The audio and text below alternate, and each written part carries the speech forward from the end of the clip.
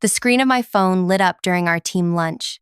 12 coworkers packed around the conference table, passing containers of takeout between animated discussions about weekend plans. I glanced down at the notification from an unknown number. Leave the building now.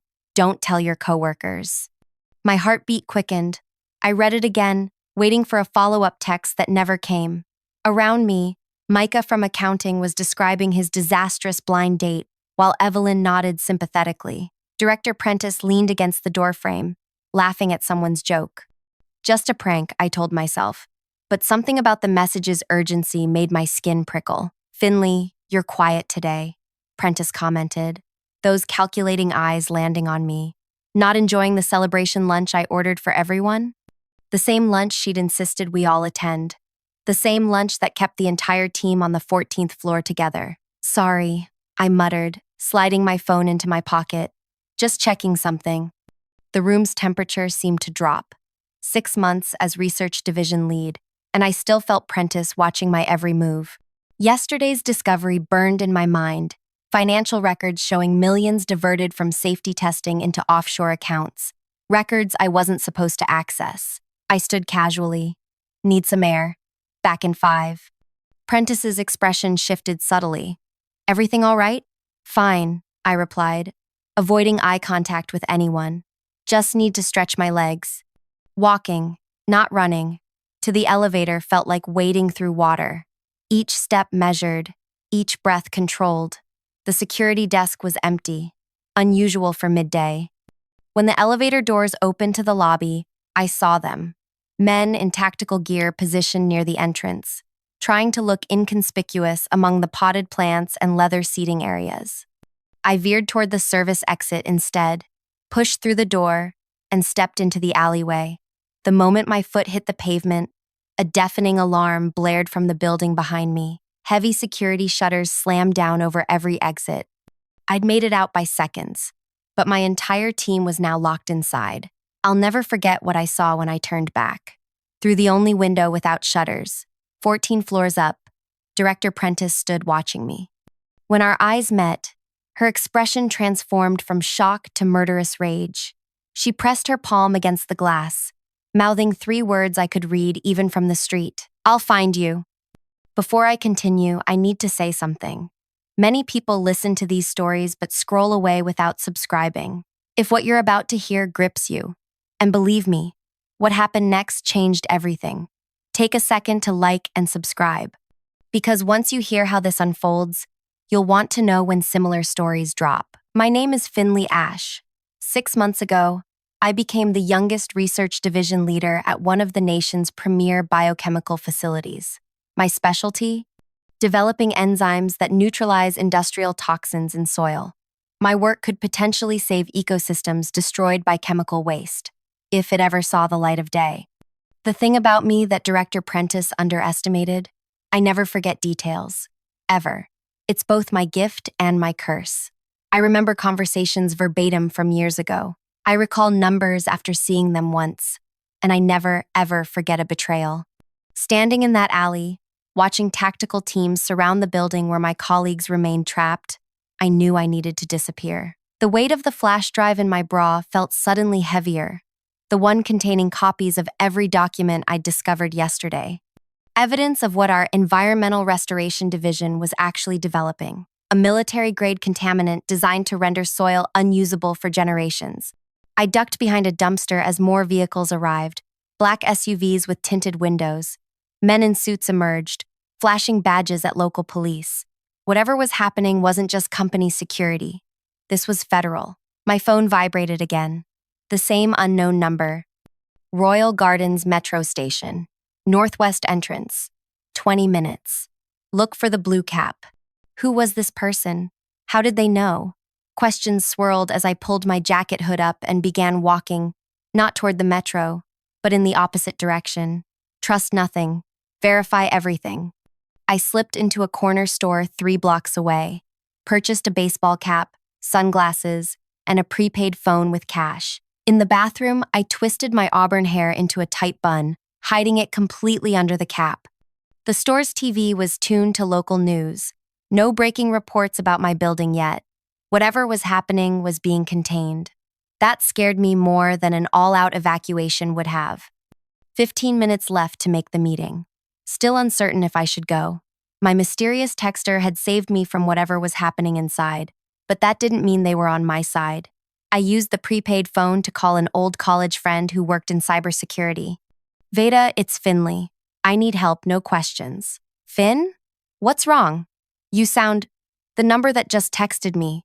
Can you trace it? I read her the digits, heard her fingers clacking on a keyboard.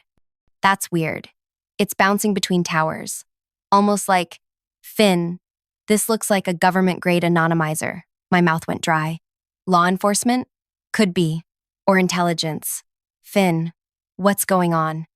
I ended the call without answering and removed my phone battery. The Royal Gardens station was a 10-minute walk. I still had no idea if I should go, but staying visible on the street wasn't an option either. I made my decision.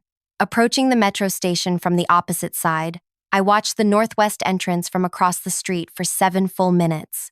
Commuters streamed in and out. No one lingered suspiciously. At precisely the 20-minute mark, a tall figure in a navy peacoat and blue baseball cap descended the stairs into the station, not waiting for anyone, not looking around, just passing through as part of their routine. I followed at a distance, keeping 3 people between us at all times. The blue cap weaved through the crowd toward the eastbound platform, then stopped at a newspaper stand. I paused by a vending machine, pretending to search for change. The blue cap purchased a paper, then dropped something small behind the stand before walking away toward the platform. When the coast was clear, I casually approached, bent to tie my shoe, and reached behind the stand. My fingers closed around a tiny memory card. The eastbound train arrived. Blue cap boarded without ever looking in my direction. I remained on the platform, slipping the memory card into my pocket. 5 hours later, in a motel room paid for with cash under a false name, I finally examined its contents on the laptop I'd purchased at an electronics store. The file contained only 3 things: a message, an address in a small coastal town 200 miles away, and a photograph. The message: they're erasing everything. You have 72 hours before they find you. The photo made my blood freeze. It showed Director Prentice standing over a hospital bed where a man lay unconscious, connected to tubes and monitors. The man was Dr. Ellis Averitt, MPAU, my predecessor who had supposedly retired for health reasons 6 months ago. His retirement had opened the position I now held, the position that had given me access to discover what they were really developing, the position that had made me their next target. I sat motionless on the edge of the bed, piecing together a horrifying reality. Dr. Averitt had been researching soil rehabilitation techniques for 2 decades. His work was revolutionary, methods to restore ecosystems destroyed by industrial chemicals. When I took over his division, I found his research mysteriously incomplete, key components missing, notes that ended mid-sentence. I'd assumed he'd taken some knowledge into retirement. But now I understood. He hadn't retired. He'd discovered something, just as I had, and they'd silenced him. The project I'd been unknowingly advancing for 6 months wasn't about healing environmental damage. It was about creating a substance that could render vast agricultural regions permanently barren, a weapon disguised as its opposite. Yesterday, accessing financial records I wasn't supposed to see, I'd discovered enormous payments to offshore accounts, coinciding with meetings between Director Prentice and representatives from countries known for human rights violations. They were selling doomsday technology while claiming to develop environmental solutions. And now, like Averitt before me, I knew too much. The motel room television flickered with breaking news. A reporter stood outside my building, explaining that a chemical leak had prompted an evacuation. Behind her, workers in hazmat suits entered through the main doors. There was no chemical leak. This was a cover-up. I turned up the volume. Authorities are searching for Finley Ash, a research division leader who left the building shortly before the containment protocol was initiated. Officials want to question Ash about potential negligence related to the incident.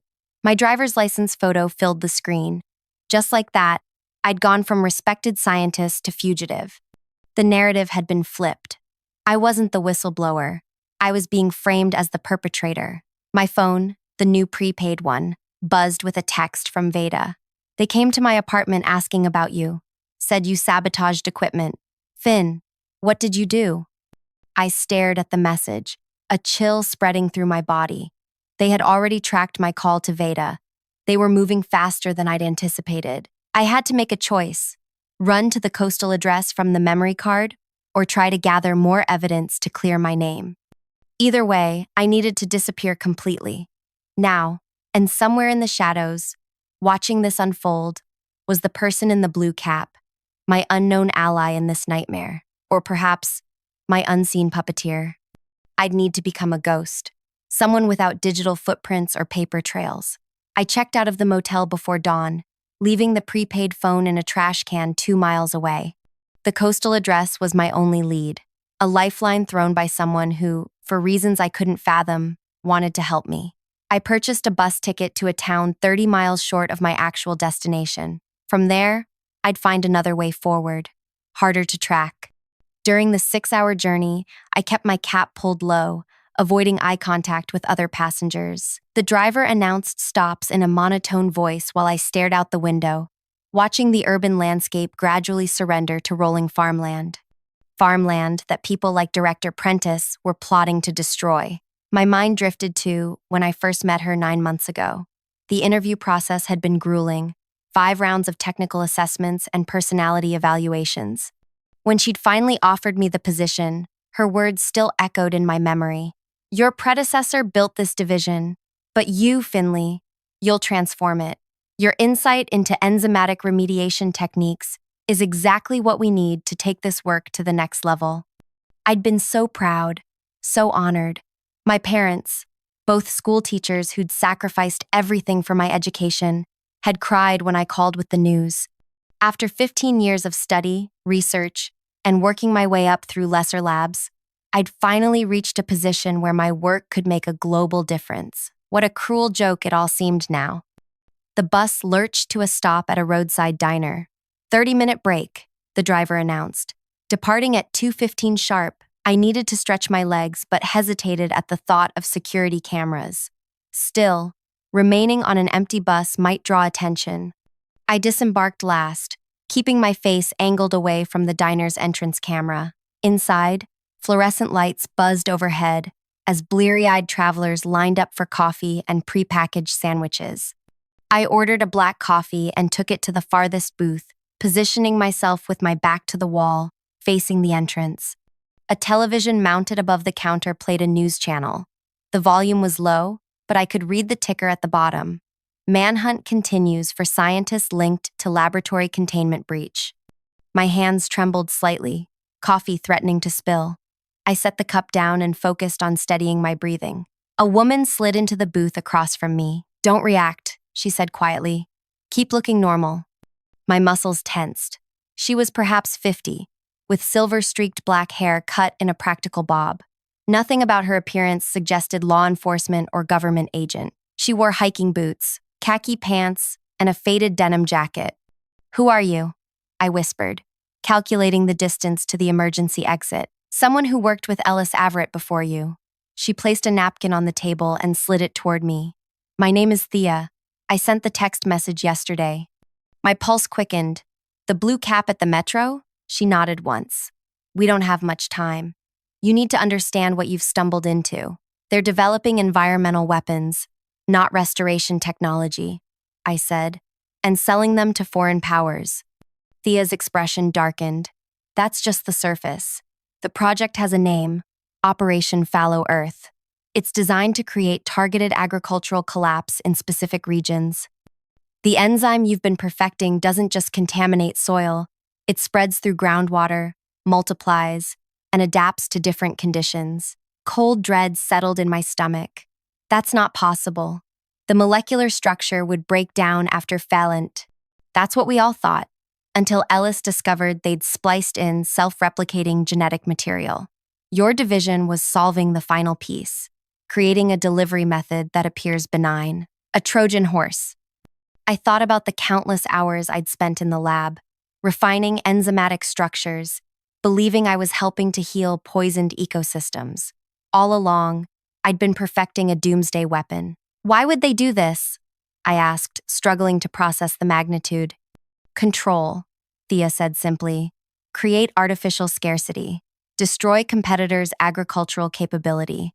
Force dependence on proprietary food sources. The applications are endless for those without moral constraints. And Ellis? When he discovered the truth, he tried to expose them. They poisoned him slowly, making it look like a degenerative condition. When that didn't silence him quickly enough, they accelerated the timeline. The image of Ellis in the hospital bed flashed in my mind. Is he still alive? Barely. They keep him in a medically induced coma at a private facility. Insurance, in case they need his knowledge. She checked her watch. Your bus leaves in 8 minutes. You can't be on it. Why are you helping me? Thea's eyes met mine, filled with a grief I couldn't fully comprehend. Ellis is my brother, and you're the only person with the expertise to help us stop this. My coffee sat untouched, growing cold. Us? There are others. Former researchers, whistleblowers. We've been gathering evidence for years, but we needed someone on the inside with access to the current formulations. She slid a key across the table. Rental car in the back lot, blue sedan. The address on the memory card is our safe house. I'll meet you there tonight. I hesitated, my trust stretched to breaking point. How do I know this isn't another trap? You don't, Thea acknowledged.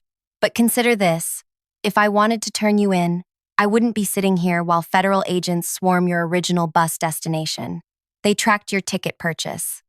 As if on cue, my phone vibrated. The screen showed a news alert. Federal agents detain passengers at Hillcrest Bus Terminal in connection with fugitive scientist. My planned destination. If I'd stayed on that bus... Go now, Thea urged. Take country roads. Avoid main highways and toll booths. I pocketed the key and stood. If you're lying to me, I'm not the one who's been lying to you for 6 months, Finley. Her voice carried an edge of impatience. Director Prentice is holding an emergency press conference in an hour to announce your role in developing an unauthorized biological agent. They're painting you as an eco-terrorist. The reality of my situation crashed over me like a physical wave. There was no going back to my old life, no clearing my name through conventional channels. The people hunting me controlled the narrative, the evidence, and apparently, federal resources. I left without another word, slipping out the diner's side exit. The blue sedan waited in the far corner of the lot, partially hidden by a delivery truck. I scanned for surveillance cameras before approaching, then quickly got inside. The coastal address was 167 miles away according to the car's navigation system. I disabled it immediately, along with Bluetooth and any other wireless capabilities. Then I pulled out a paper map from the glove compartment and plotted a route using only back roads. As I drove away from the diner, the radio announced breaking news. I turned up the volume. Speaking live now from the headquarters of BioHorizon Industries is Director Camilla Prentice, addressing yesterday's laboratory incident. Prentice's voice filled the car, perfectly modulated to convey authority and regret. It is with profound disappointment that I must inform the public about a breach of trust within our research division. Finley Ash, hired 6 months ago to continue our groundbreaking environmental restoration work, has been secretly developing unauthorized biological agents with potentially catastrophic applications. My knuckles whitened around the steering wheel as she continued. We believe Ash intended to sell these formulations to foreign entities. When our security protocols detected unusual activity, Ash fled the facility moments before containment procedures were initiated. We are cooperating fully with federal authorities to apprehend this individual before further damage can be done. A reporter's voice cut in. Director Prentice, how could something like this happen under your supervision? An excellent question, Prentice replied, her voice softening with practiced humility. Ash came with impeccable credentials and recommendations. We are reviewing our hiring procedures, but I must emphasize that our internal safety protocols worked exactly as designed, preventing any release of harmful materials. I switched off the radio, nausea rising in my throat. The magnitude of the lie was breathtaking. They weren't just framing me, they were using me as cover for their entire operation. If they captured me now, I'd never get the chance to tell my side.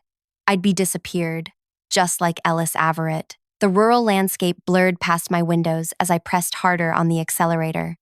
Farmhouses and fields rolled by, places filled with people who had no idea their food security was being weaponized by people like Prentice. 3 hours into the journey, on a lonely stretch of county road, I noticed a black SUV appear in my rearview mirror. It maintained the same distance for several miles, never closing the gap, never falling behind. Just watching, waiting. I took a sharp right turn onto an unmarked dirt road, accelerating through the dust cloud my tires kicked up. The SUV followed. Not a coincidence. I'd been found. But how? I'd abandoned all traceable electronics. Unless I pulled over abruptly and popped the trunk. Throwing aside the spare tire cover, I ran my fingers along the underside of the carpet lining. There, a small, hard rectangle adhered to the metal. A tracking device. The blue sedan wasn't safety. It was surveillance. Thea hadn't been helping me escape. She'd been helping them track me. The SUV was closing in. I yanked the tracking device free and hurled it into the dense underbrush beside the road. My mind raced through possibilities. Had Thea intentionally led me into a trap? Or had her vehicle been compromised without her knowledge? Either way, staying with this car meant capture. I grabbed the small backpack containing my essentials and the flash drive, then plunged into the woods running perpendicular to the road. The dense foliage provided cover as I heard car doors slam behind me. Subject is on foot, heading west into the tree line. Male voices shouted commands. The crack of twigs and rustling leaves told me at least 3 people were in pursuit. I pushed deeper into the forest, brambles tearing at my clothes as I maintained a steady pace. Panic would only drain my energy faster. My graduate research had required extensive fieldwork. I'd spent months navigating remote wilderness areas collecting soil samples. Those skills were keeping me alive now. I spotted a shallow stream ahead and splashed into it, following its course downstream to mask my scent and footprints. The frigid water numbed my feet through my shoes, but I pressed on for nearly half a mile before climbing out on a rocky outcropping that wouldn't hold footprints. The voices behind me had faded. For the moment, I'd created distance. Slumped against a tree trunk, I tried to process Thea's betrayal. If she was working with Prentice, why go through such an elaborate charade? Why not simply have me arrested at the diner? Unless they needed something from me first. The flash drive, perhaps, or access to research notes I'd stored elsewhere. I pulled out the memory card Thea had left at the metro station. The coastal address could be another trap, but it was also my only lead. Without it, I had nowhere to go. As dusk approached, I navigated using the setting sun, moving steadily southeast, away from both the road and the coastal address. I needed time to think, to form a plan that didn't rely on anyone else's guidance. Night fell completely as I reached the edge of the forest. Beyond stretched acres of farmland, and in the distance, the twinkling lights of a small town. Too exposed to cross in darkness, I found a sheltered position beneath a fallen tree and prepared to wait for morning. The temperature dropped rapidly. I huddled deeper into my jacket, exhaustion finally overtaking adrenaline. My eyelids grew heavy despite my best efforts. A sharp crack jolted me awake. Disoriented, I realized I'd fallen asleep. The moon had shifted position. I'd been out for at least 2 hours. Another sound, a footstep, deliberately placed. Someone was approaching my hiding spot. I curled into the smallest shape possible, controlling my breathing. A beam of light swept the forest floor, passing inches from my position. Heat signature shows she was here recently. A woman's voice. Not Thea's. Spread out, she can't have gone far. Male, authoritative. I remained perfectly still as flashlight beams crisscrossed the area. They were using thermal imaging. I had minutes, maybe seconds, before they found me. A soft thud sounded in the distance, followed by shouting. The flashlights immediately redirected away from me, moving toward the commotion. Contact, southwest perimeter. All units converge. The footsteps receded rapidly. Something or someone had diverted their attention. This was my only chance. I crawled from my hiding place and moved in the opposite direction, staying low to the ground. When I reached the field's edge, I noticed a drainage ditch running along its perimeter. Perfect cover for crossing the exposed ground. Sliding into the ditch, I began army crawling through its muddy bottom. The journey was agonizingly slow, but the overhead cover from tall grass made detection nearly impossible. After what felt like hours, I reached the outskirts of the small town. The illuminated sign of a 24-hour convenience store glowed a quarter-mile ahead, a potential risk, but I needed supplies and information. I approached cautiously, checking for surveillance cameras before entering. The sleepy cashier barely looked up from his phone as I purchased water, protein bars, and a local map. The store television played an overnight news program, intensifying the search for fugitive scientist Finley Ash, now believed to be armed and dangerous. Federal authorities have expanded the search perimeter to include 3 additional counties after a possible sighting near Willow Creek. Willow Creek was over 50 miles from my current location. Either someone had misidentified me, or the authorities were deliberately broadcasting misinformation. I studied the map under the store's fluorescent lights. 15 miles northeast was a freight rail line that connected to major shipping ports. If I could reach it by dawn, I might be able to hop a train heading toward the coast. Outside the store, I glimpsed a battered pickup truck with the keys left in the ignition. The temptation to steal it was overwhelming, but that would trigger immediate alerts. Instead, I continued on foot, using residential streets with minimal lighting. Dawn was breaking when I reached the railway. I'd walked through the night, pushing my body beyond exhaustion. Concealed in the tall grass beside the tracks, I waited. 2 hours later, a slow-moving freight train approached. As it labored up a slight incline, I made my move, running alongside an empty boxcar and pulling myself inside. The interior was dark and dusty, empty except for some abandoned packing materials. I collapsed against the wall, finally allowing my muscles to relax. The rhythmic clacking of the train's wheels provided strange comfort as miles disappeared behind me. My thoughts returned to Thea. The tactical team hunting me had used thermal imaging, technology far beyond standard law enforcement equipment. This was a militarized operation. Had Thea known what she was sending me into? Was she a willing participant in this manhunt, or another pawn in Prentice's game? I pulled out the memory card again, examining the coastal address. What waited for me there? A safe house filled with allies, or another carefully orchestrated trap? Only one way to find out. The train journey lasted 6 hours, stopping occasionally in rail yards where I remained hidden in the shadows of the boxcar. When it finally approached the coastal region, I disembarked on the outskirts of a small fishing town. The salty air filled my lungs as I oriented myself using the map. The address was 3 miles north, in an area marked as private shoreline. I followed coastal paths, keeping the ocean to my right and dense vegetation to my left. Perfect coverage if I needed to disappear quickly. As the sun began setting, I spotted the property, a weathered blue cottage perched on a rocky bluff overlooking the sea. No vehicles visible, no signs of surveillance equipment, just a solitary structure against the darkening sky. I circled the property twice, watching for movement from a concealed position among coastal shrubs. Nothing. The cottage appeared empty. Approaching the back entrance, I tested the door handle. Locked. I found a window with a broken latch and carefully worked it open, then slipped inside. The interior was sparsely furnished but clean. No dust on surfaces, fresh food in the refrigerator. Someone had been here recently. I conducted a thorough search, checking for cameras or listening devices. Nothing obvious, but that didn't mean they weren't there. On the kitchen table sat a laptop computer. Open, powered on, waiting. A message displayed on the screen. Finley, if you're reading this, you've made it safely. I know you have no reason to trust me after what happened with the tracking device. It wasn't my car. The vehicle was compromised after I left it for you. We've been infiltrated.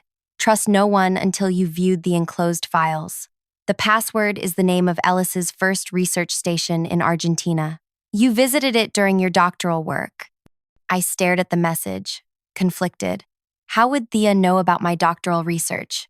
That information wasn't publicly available. My fingers hovered over the keyboard, then typed, Esperanza Basin. The screen unlocked, revealing dozens of video files.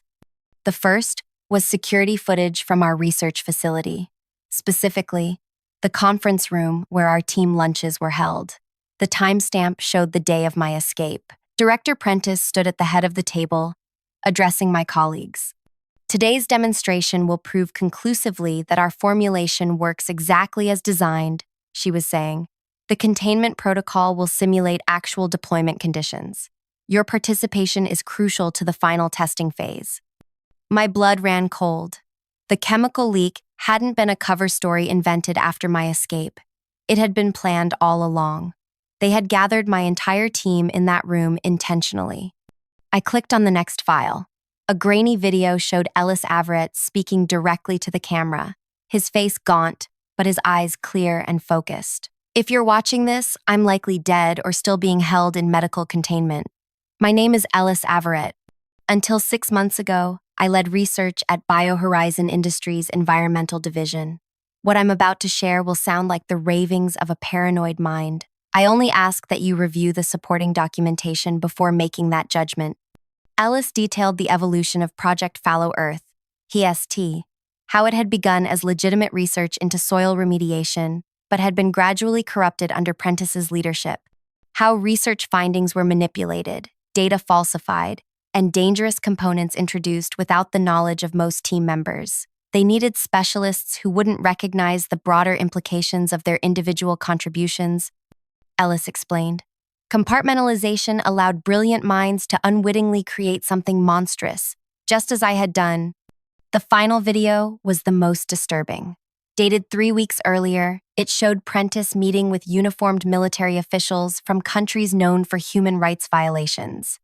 They discussed deployment scenarios, pricing structures, and exclusivity agreements. The weapon I'd helped create was being auctioned to the highest bidders. My hands shook as I closed the laptop. The cottage suddenly felt exposed. If Thea had been compromised, this location might be as well. I was gathering my belongings to leave when headlights swept across the front windows. A vehicle was approaching the cottage. I doused all lights and moved to a position where I could observe without being seen. A single figure emerged from the car, a woman, walking with a slight limp, Thea. She approached the front door cautiously, then stopped. Something had alerted her. She turned, scanning the surroundings, then quickly returned to her vehicle and drove away without entering. I remained frozen in place, unsure what had spooked her. 20 minutes passed in silence before I dared move again. That's when I noticed it. A small red light blinking beneath the kitchen table. A device that hadn't been there during my initial search. Someone had been here before me. Someone had planted surveillance equipment and left. I needed to disappear again. But first, I had to secure the evidence on the laptop. I copied all files onto my flash drive, then wiped the computer's hard drive completely. As I prepared to leave through the same window I'd entered, a new text message appeared on the burner phone I'd purchased. Cottage compromised. Ellis moved to secondary location. They know you've accessed the files. Prentice arriving with tactical team in 30 minutes. Head to Lighthouse Point. Boat waiting. This is your last chance to trust me, T. Trust. Such a simple word for something so impossibly complex in this moment. The moon had risen, casting silver light across the coastal path as I weighed my options. The lighthouse stood on a rocky peninsula a mile north of the cottage, exposed, visible from all directions, perfect for an ambush. Or perfect for a genuine escape. I had 30 minutes to decide if Thea was my salvation or my executioner. I stared at the message until the screen dimmed. Trust had become a luxury I couldn't afford, yet doing nothing wasn't an option either. I slipped outside, staying low beneath the cottage windows. The coastal wind carried the scent of salt and seaweed as I analyzed my surroundings. 2 escape routes presented themselves. Follow Thea's instructions to the lighthouse, or disappear into the dense coastal forest stretching inland. The wilderness offered anonymity but no destination. The lighthouse offered purpose but potential betrayal. My scientific mind demanded data before conclusions. I needed more information about Thea. I pulled out the memory card again, examining the metadata on the files. Most had been created months ago, long before I'd discovered the truth about Project Fallow Earth. The timestamps aligned with Ellis Everett's employment timeline. If Thea was working with Prentice, why provide evidence that predated my involvement? Why supply files that implicated Prentice so thoroughly? 25 minutes until Prentice's team arrived. I made my decision. Moving silently along the coastal path, I positioned myself 200 yards from the lighthouse, concealed among jagged rocks. From this vantage point, I could observe without committing. The lighthouse stood stark against the night sky, its automated beam sweeping across the dark water. Below it, a small dock extended into a sheltered cove. A fishing boat bobbed gently against the moorings. No signs of an ambush team. No tactical vehicles hidden nearby. 20 minutes left. I crept closer, using natural cover. When I reached the base of the lighthouse, I circled it completely, checking for hidden personnel. Nothing. The boat's cabin lights were off, but I could make out a single figure sitting in the darkness. As I watched, they struck a match, briefly illuminating Thea's face as she lit a cigarette. She was alone, waiting, a dangerous chance to take if she were truly setting a trap. 15 minutes remaining. The distant sound of vehicles reached my ears, coming from the direction of the cottage. Prentice's team arriving early. I had seconds to decide. I emerged from the rocks and sprinted toward the dock. Thea spotted me immediately, extinguishing her cigarette and starting the boat's engine. "Quickly!" she called, extending her hand as I leapt aboard. "They're already here." The boat's motor roared to life as I landed on the deck. Thea pushed away from the dock, navigating into deeper water with practiced efficiency. Behind us, flashlight beams swept the coastal path. Voices called out commands. We were spotted just as the boat cleared the cove's entrance. "Down!" Thea shouted as a crack split the air. A bullet struck the water beside us. I dropped to the deck as Thea opened the throttle fully. The small fishing vessel surged forward, bouncing violently over the waves as we escaped into the darkness. For 10 minutes, neither of us spoke. Thea focused on navigating while I kept watch for pursuit vessels. None appeared. When the coastline had faded to a distant smudge, Thea finally addressed me. "I'm sorry about the car. I didn't know it was tracked." "Who are you really?" I demanded. "How do you know about my doctoral research? About Esperanza Basin?" Thea reduced the engine to a quieter purr before answering. "I was Ellis's research partner for 15 years. We documented everything Prentice and her team were doing, built evidence piece by piece. When they poisoned him, I continued alone. And you recruited me because?" "We didn't recruit you," she corrected. "Prentice did. But we'd been watching you for years. Your published papers on enzymatic soil remediation caught Ellis's attention. He said you were either going to complete his work for good or for evil, depending on who reached you first. So, when I discovered the truth, we were ready. We've had contingency plans in place for whoever filled Ellis's position." She adjusted our course slightly. "The text warning you to leave the building came from me. I had infiltrated their security systems months ago." The boat rocked gently as we traveled parallel to the coastline, always maintaining distance. My mind processed this new information against everything I'd experienced. "Where are we going?" I finally asked. "To Ellis. The real Ellis." "He's alive?" "The photo on the memory card was taken 3 months ago. We managed to extract him from their medical facility 6 weeks ago, but he's still recovering." Dawn was breaking as we approached a different section of coastline, MBAM, more rugged, with towering cliffs rather than beaches. Thea navigated toward a narrow opening in the rock face, barely visible until we were nearly upon it. The passage led to a concealed cove with a small private dock.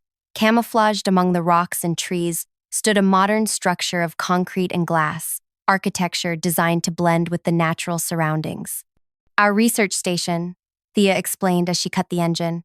"Off-grid, self-sufficient, and invisible to satellite imaging." 2 people emerged from the building as we docked, a tall man with a close-cropped gray beard and a younger woman with dark skin and precisely braided hair.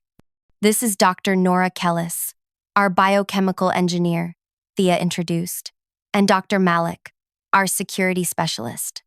Dr. Kellis approached first, her expression cautious. "You've been all over the news, Dr. Ash. Quite the reputation you've developed." "None of it my doing," I responded, stepping onto the dock. "We know," Dr. Malik said, his British accent unexpected. "We've been monitoring the disinformation campaign against you. Quite sophisticated. They led me through a hidden entrance into the facility. Unlike the sterile environment of BioHorizons laboratories, this space felt alive. plants growing in specialized containers, natural light streaming through strategic windows, the quiet hum of advanced equipment. We call it the sanctuary, Thea explained. Part research facility, part safe house. How many of you are there?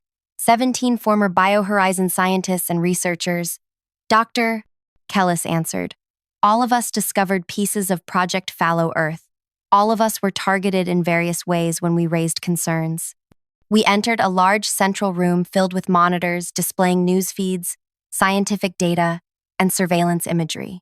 Several people worked at computer stations, barely glancing up as we entered. Welcome to Resistance Headquarters, Dr. Malik said with grim humor. Not quite what you'd expect from a group of scientists, is it? It wasn't. This wasn't just a hideout. It was an operation. Organized, equipped, and purposeful. Where's Ellis? I asked. Thea led me through another doorway into a medical suite. On a bed surrounded by monitoring equipment lay Ellis Averett. His body was thin, almost skeletal, but his eyes were alert as we entered.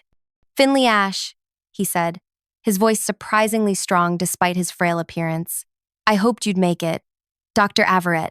I approached his bedside. I've been using your research notes for months. And improving on them, I'm told. His lips curved in a slight smile, though not in the direction I intended. I didn't know. Of course you didn't.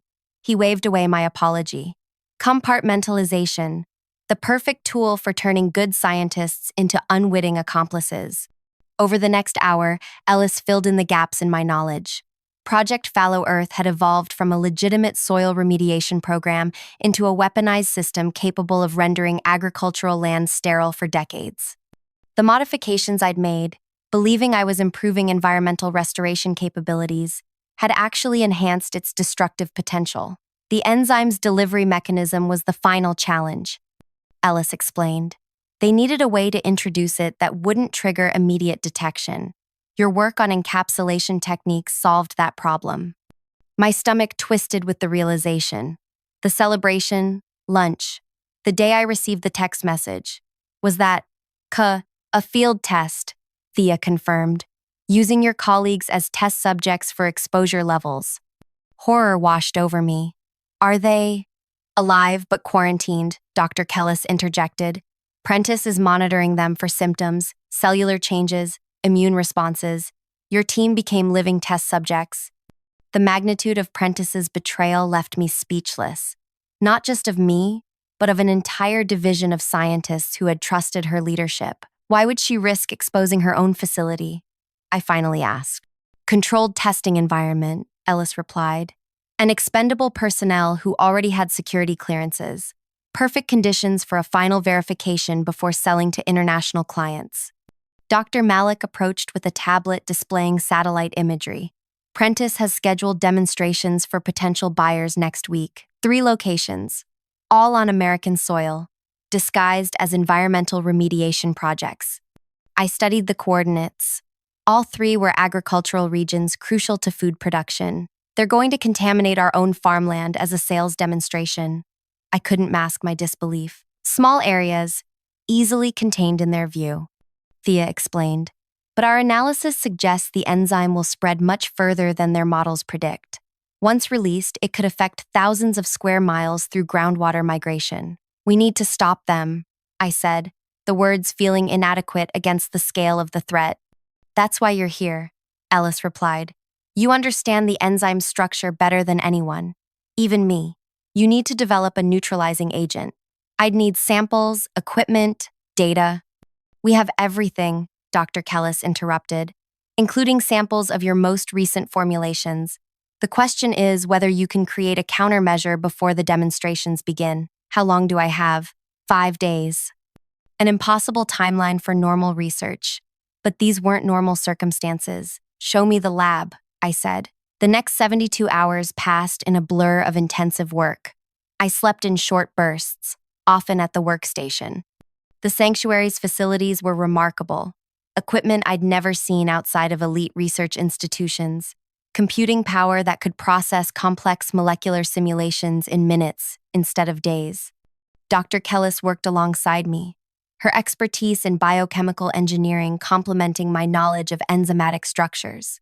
Together, We identified the self-replicating components Ellis had mentioned, genetic material spliced into the enzyme's core that allowed it to adapt to different soil conditions. It's brilliant in a horrifying way, Doctor. Kellis observed as we studied the molecular models. The enzyme doesn't just contaminate, it transforms, permanently altering soil chemistry to prevent normal plant growth. And it spreads through groundwater, I added, multiplying as it goes. One small application could render an entire watershed sterile. On the third day, we had our breakthrough. The enzyme's replication mechanism had a fatal weakness, a dependency on specific mineral compounds to maintain stability during reproduction. Deprive it of those compounds, and the entire structure would collapse. We need a mineral chelation agent, I explained to the team during our briefing. Something that will bind to the specific minerals the enzyme requires, making them unavailable. Like treating metal poisoning in humans. Ellis nodded, understanding immediately. Exactly. We've identified 3 mineral compounds essential to the enzyme's replication process. If we can develop a chelation formula that targets those specifically, we can neutralize entire contaminated areas. How quickly can you produce it? Dr. Malik asked. The formula is relatively simple, Dr. Kellis answered. The challenge is delivery. We need to match their deployment method to ensure complete coverage. We have another problem, Thea interrupted, entering with a tablet displaying a news feed. Prentice has moved up the schedule. First demonstration is tomorrow at sunrise. The room fell silent as implications settled over us. Where? Ellis finally asked. Walker County Agricultural District. They're disguising it as an emergency soil treatment following a fabricated chemical spill. I looked at Dr. Kellis. We need to finalize the neutralizing agent now. No more testing iterations. That's dangerous, she cautioned. We haven't confirmed long-term stability. We don't have time for long-term anything, I countered. If that enzyme gets released tomorrow, thousands of acres of farmland will be destroyed. Ellis raised a hand, silencing our debate. Both concerns are valid. We need a 2-track approach. Finley, you and Nora complete the neutralizing agent. Thea, Malik, prepare an intervention team. If we can't neutralize the enzyme, we need to prevent its deployment entirely. The next 12 hours were the most intense of my professional life. As midnight approached, Dr. Kellis and I finalized the chelation formula and produced enough to treat approximately 50 acres, a fraction of what we might need, but all our equipment could synthesize in the available time.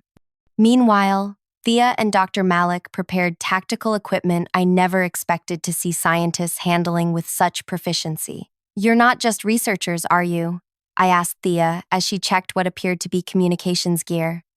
Most of us started that way, she replied without looking up. Circumstances required adaptation. At 3 a.m., we gathered for final briefing. Dr. Malik displayed satellite imagery of the target location, a vast agricultural research field surrounded by commercial farmland. Prentice's team will arrive at 5:30 a.m., 1 hour before sunrise. He explained. Their standard protocol requires 30 minutes for equipment setup. Deployment is scheduled precisely at sunrise, 6:32 a.m. Our window is extremely narrow, Thea continued. We need to intercept after their equipment is in place, but before deployment begins. What about law enforcement? I asked. Can't we alert them? With what evidence? Ellis replied from his wheelchair. His insistence on participating had overridden medical advice. Prentice has connections throughout federal agencies. By the time we convinced anyone, the demonstration would be complete. We're on our own, Dr. Malik confirmed. As we prepared to depart, Ellis called me to his side. Finley, there's something you should know. Something I haven't told the others. His expression was grave, his voice lowered. Project Fallow Earth has a secondary component. The enzyme doesn't just target plant life. Extended exposure affects mammalian cellular structures as well. My blood ran cold. It's designed to harm people too. Not immediately. The effects manifest slowly. Reproductive issues first, then neurological symptoms. By the time a population realizes what's happening, it's too late. My God, I whispered. It's not just an agricultural weapon. It's a slow-acting genocide tool, Ellis confirmed. Targeting food supplies first, than the people themselves. Prentice is selling the ultimate weapon of mass destruction, IS, one that leaves infrastructure intact while eliminating populations. The revelation transformed everything. This wasn't just about saving farmland anymore. The stakes had become incalculably higher. As our team loaded equipment into unmarked vehicles, I felt a transformation within myself. The scientist who had dedicated her life to healing damaged ecosystems was now preparing for battle to prevent their deliberate destruction. Director Prentice hadn't just betrayed me professionally, she had betrayed humanity itself. And as we drove through the darkness toward Walker County, I made a silent promise. This would end today, not just for me, but for every person whose life hung in the balance without their knowledge. Prentice's reckoning was coming. The pre-dawn darkness cloaked our approach to Walker County. We traveled in 2 vehicles. Dr. Malik drove our lead car containing the neutralizing agent, while Thea followed with Ellis and additional equipment. The agricultural research station loomed ahead, its perimeter marked by chain-link fencing and security lights.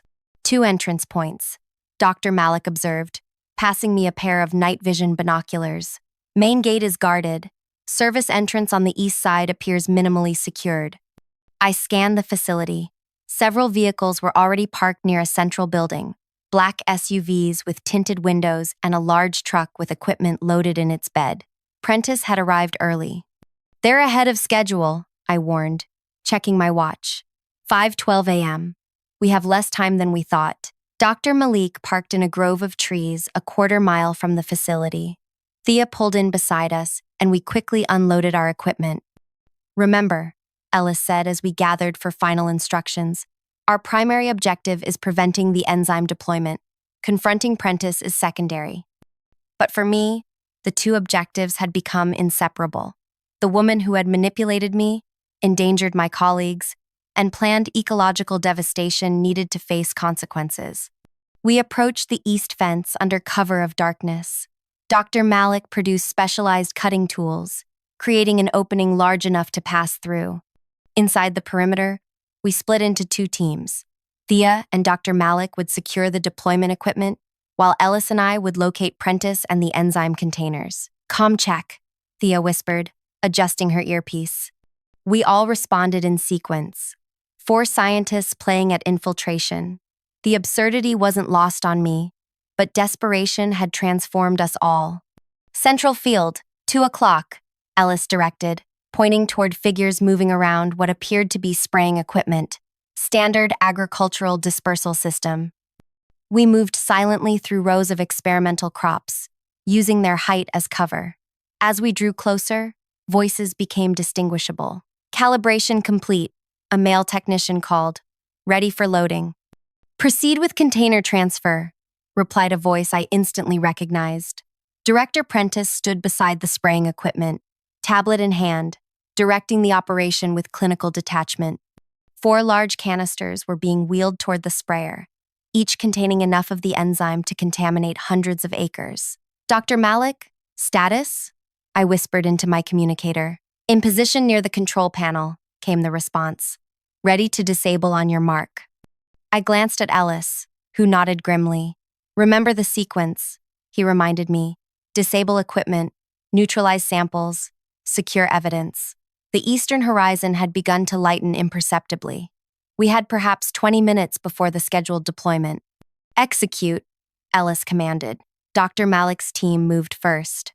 A small electromagnetic pulse device, something I hadn't known existed outside of military applications, disabled the sprayer's electronic controls. Simultaneously, Thea approached from the opposite direction, creating a diversion by activating the facility's fire alarm system. Confusion erupted among Prentice's team. Security personnel moved toward the main building, investigating the alarm. The technicians working on the sprayer stepped back, uncertain what had caused the equipment failure. Prentice remained calm, issuing orders to override the system manually. She hadn't noticed us yet. This was our moment. Ellis and I approached the enzyme canisters, carrying our neutralizing agent. We had mere seconds before someone spotted us. I reached the first canister and was preparing to inject our formula when a shout went up. "Security breach. Perimeter east fence." Prentice spun around, her eyes widening as they locked with mine. Recognition, then fury crossed her face. Ash, she hissed. How predictable. Two security guards changed direction, moving toward us with weapons drawn. Dr. Malik intercepted one, displaying combat skills I wouldn't have expected from a scientist. Thea engaged the other, creating crucial seconds for us to work. I turned my attention back to the canisters, injecting our neutralizing agent into the first one. The chelation process would take minutes to fully neutralize the enzyme, chyme we didn't have. Stop her, Prentice commanded, moving toward me with surprising speed. Ellis positioned his wheelchair between us. Hello, Camilla, he said, his voice steady. It's been a while. Prentice froze, genuine shock replacing her composed expression. Ellis? You're supposed to be… what? Dead? Comatose? Yes, your medical team was quite thorough. Not thorough enough, evidently. While they confronted each other, I moved to the second canister, then the third, injecting our formula. One remaining. Prentice recovered quickly, reaching for her phone. This changes nothing. In fact, having you both here simplifies matters. One accident, two problematic researchers eliminated. You've underestimated us, Camilla, Ellis replied. We know everything. Project Fallow Earth, the secondary mammalian effects, the international buyers. You know nothing. She snapped, her composure cracking. You're playing at corporate espionage, Ellis. This is global security. Targeted agricultural control ensures American dominance in an unstable world. You're selling a weapon that kills people slowly through their food supply, I interjected, moving toward the final canister. There's no patriotic justification for genocide. Genocide? Prentice laughed coldly. We're talking about precision targeting of hostile agricultural systems. Collateral effects are expected in any strategic operation. As she spoke, I injected the final canister. All 4 enzyme containers were now being neutralized from within. A small victory, but not enough. The horizon was brightening. More security personnel were converging on our position. Thea and Dr. Malik were now surrounded, though still fighting. Prentice smiled, sensing her advantage. Your little sabotage attempt has failed, Finley. Even if you've somehow compromised today's demonstration, we have production facilities worldwide. The technology exists. It can't be undone. That's when I revealed the truth she didn't know. This was never about stopping one demonstration, Director. I held up my phone, which had been recording our entire exchange. This was about exposing you. Her eyes narrowed. To whom? Your fugitives. Discredited. No one will believe you. They already do, Ellis interjected. As we speak, your conversation is being transmitted to 17 different secure servers. From there, it's being distributed to every major news organization, regulatory agency, and international monitoring body. I continued. Your buyers are also receiving it. All those representatives from countries you promised exclusivity. They're learning you've sold the same technology to their adversaries. For the first time, uncertainty flickered across Prentice's face. You're bluffing. Simultaneously, Ellis added, comprehensive data packages detailing Project Fallow Earth are being delivered to the Environmental Protection Agency, Department of Agriculture, and World Health Organization. Your own research, Camilla. Your own documentation of intentional soil contamination and expected human casualties. The security team had reached us now, but they hesitated, hearing fragments of our conversation. Doubt was visible on their faces. These men work for a private security firm contracted by BioHorizon. I addressed them directly. They aren't legally obligated to participate in environmental terrorism or human rights violations. In fact, they're now witnesses to an admission of criminal intent. Several guards exchanged glances. Their loyalty was clearly wavering. Dawn had broken. The time for the demonstration had arrived, but the spraying equipment remained disabled, the enzyme neutralized. In that moment of hesitation, everything changed. The facility's main gate burst open as vehicles bearing federal agency markings entered. Not Prentice's allies. These were responding to the evidence packages our team had distributed hours earlier as a contingency plan. Director Camilla Prentice, a woman in a dark suit, approached, flanked by agents. I'm Special Agent Vanessa Chen, Environmental Crimes Division. You're wanted for questioning regarding allegations of environmental terrorism, criminal conspiracy, and fraud. Prentice's face contorted with rage. This is a corporate security matter. You have no jurisdiction here. We have multiple federal warrants, Agent Chen replied evenly, and cooperation requests from 3 international bodies. Your corporate security matter became federal jurisdiction when you weaponized restricted biological compounds. As Prentice was led away, her final glare promised retribution, but we both knew her power was broken. The carefully constructed narrative she'd created, positioning me as the rogue scientist while she played the concerned executive, had collapsed entirely. The sun climbed higher as federal agents secured the facility. Our team was detained as well, but treated as witnesses rather than suspects. The enzyme canisters were confiscated for analysis, their contents now harmless thanks to our neutralizing agent. In the following days, the full scope of Project Fallow Earth was revealed to a horrified public. BioHorizon Industries' stock collapsed as investigations uncovered decades of environmental crimes. International arrest warrants were issued for executives who had fled the country. My colleagues, the unwitting test subjects from that fateful lunch, were transferred to specialized medical facilities. The exposure had been limited, and our neutralizing agent proved effective in treating their symptoms. Recovery would be slow but complete. 1 month later, I sat across from Agent Chen in a secure debriefing facility. The formal interviews had concluded days ago, but she had requested this final meeting. Dr. Ash, I want to personally thank you for your courage, she began. Your evidence was instrumental in dismantling one of the most dangerous environmental conspiracies we've encountered. What happens now? I asked. Director Prentice faces multiple life sentences. 7 other executives have been indicted. The company's assets have been frozen pending further investigation. She paused. As for you, your name has been officially cleared. The Department of Justice issued a formal exoneration yesterday. Relief washed over me, though it felt strangely hollow after everything that had happened. And my team? The other scientists? Most will recover fully. They've all been offered positions with legitimate research institutions. Agent Chen smiled slightly. Including you, if you're interested.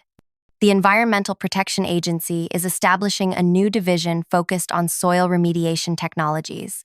They've requested you specifically to lead it. The irony wasn't lost on me. The work I'd thought I was doing all along, healing damaged ecosystems rather than destroying them, could now become reality. What about Ellis and the others at the sanctuary? Officially, we know nothing about any sanctuary, Agent Chen replied carefully. Unofficially, their contributions have been noted at the highest levels. They'll be protected. As our meeting concluded, Agent Chen handed me a sealed envelope. This arrived for you yesterday. We've verified it's safe. Inside was a handwritten note from Ellis. Finley, the truth is, both our weapon and our shield.